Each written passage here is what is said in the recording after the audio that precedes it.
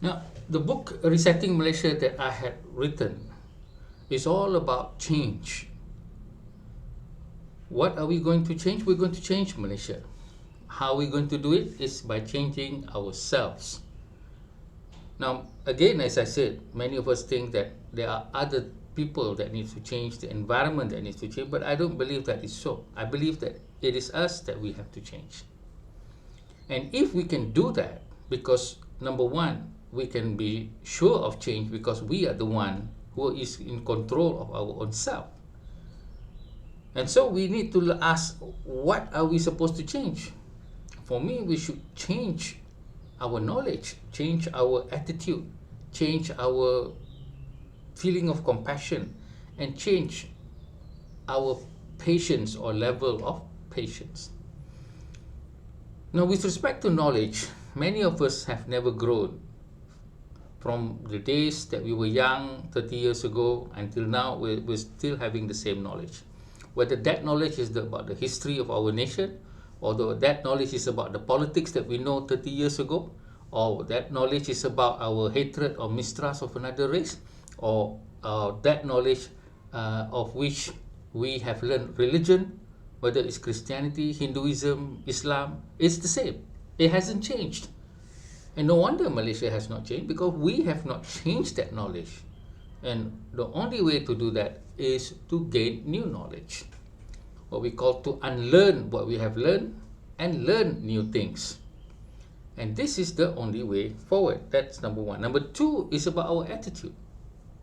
Our attitude, number one, is, first of all, we love to blame people. Why must we have this as at the front? It's okay to blame, but for me, it's the last resort. When somebody says if one finger point at someone, there are three fingers pointing back. And so I believe this is the right philosophy. That we have to change our attitude. If we think that one race is the problem in this country, then we need to open it up again. We need to revisit that problem. Is it that race? Or is it my own race?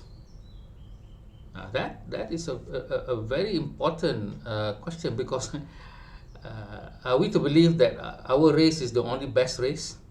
Are we to believe that another race is the most evil of race? Now, with that alone, we can already know, that is definitely not true. The same thing about our religion, our faith, and our understanding of politics. We think that some people believe that, because you are the prime minister, then you can change this, change that, just flip a switch on, flip a switch off, and that's about it.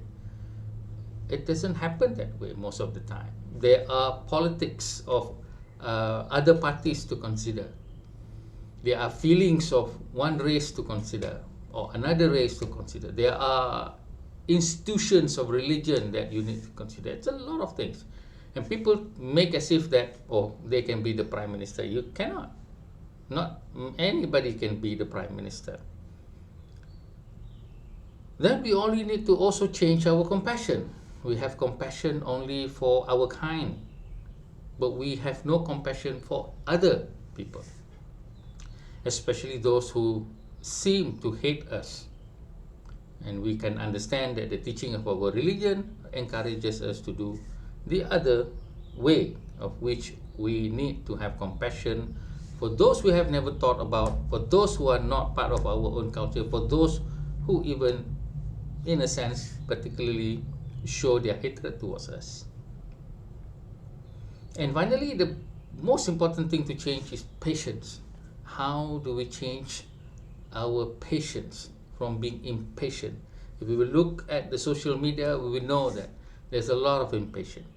An issue comes up, and without checking or waiting for another response, we immediately act.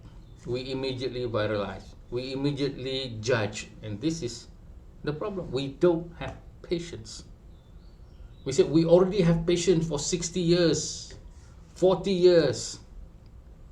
Well, when you are married, you have to have patience until the day you die, because you are going to deal with your spouse, with your children, and with all the problems that come to you. You have to have patience for the rest of your life. And so this is what I think that we should do. And so the book Resetting Malaysia, first of all, talk about education. And in this book, I explain what I mean by change in education at the level of schools, at the level of universities.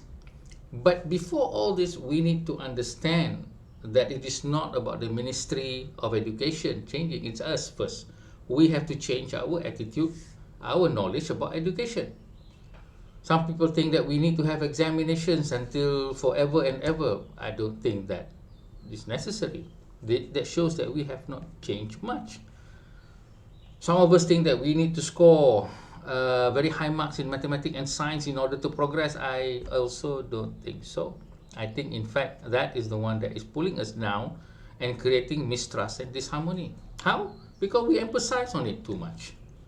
We emphasize on science and mathematics and our children becoming doctors and lawyers and engineers, that we forego all the other important values that we need to learn in education. And the problem here is not ministry, it's us. How do we look at education? If you were to say that only an examination can tell your children, can tell you that your children is good or bad, and I think that is not really the right attitude to take. My book also talks about society, how we look at our society around us. Some of us are so comfortable with our own faith, our own race, our own history of that race. And so we look at other people as just others. So we need to look at our society in a larger perspective. And if we have not thought about, let's say, about another culture or another race, then we need to do that. I certainly do not know much about the people in Sabah and Sarawak, and I've set myself to learn as much as I can about their songs, about their history, about their stories, about their society. And this is how we are to proceed. Finally, I talk about faith, and faith is a very personal thing, but it's also a very dangerous thing. Now we can see religion being weaponized by one political party. How do we handle that? We handle that by hating the political party? Or do we handle that by hating that religion? Certainly not. We need to open our hearts to learn, to understand, and then to find commonalities, as well as that we are all children of God and we are all going to be judged. Do not think that only us that God loves, and this is something which is going to destroy our own faith. So our faith is made up of a lot of things about our history, how we look at history, how we look at our principle of our country. And faith is not just about religion, it's also faith in our country, our leaders, faith in our friends and our community, and this all adds up to the spirituality of what we call our religion. This is what I believe, and this is what I wrote, that faith is beyond just our very narrow construct of religion, but it goes much higher than that. And so I hope that with this book, all of us can have a great reflection upon ourselves in order to affect true change. True change only starts with us. It cannot start with anybody. It cannot start with a new prime minister, definitely not with a new political party, not a new government. Nothing will change unless we change ourselves. Hi everybody. If you would like to own my book and have my signature as well as a personal note from me, please follow the instruction. Thank you.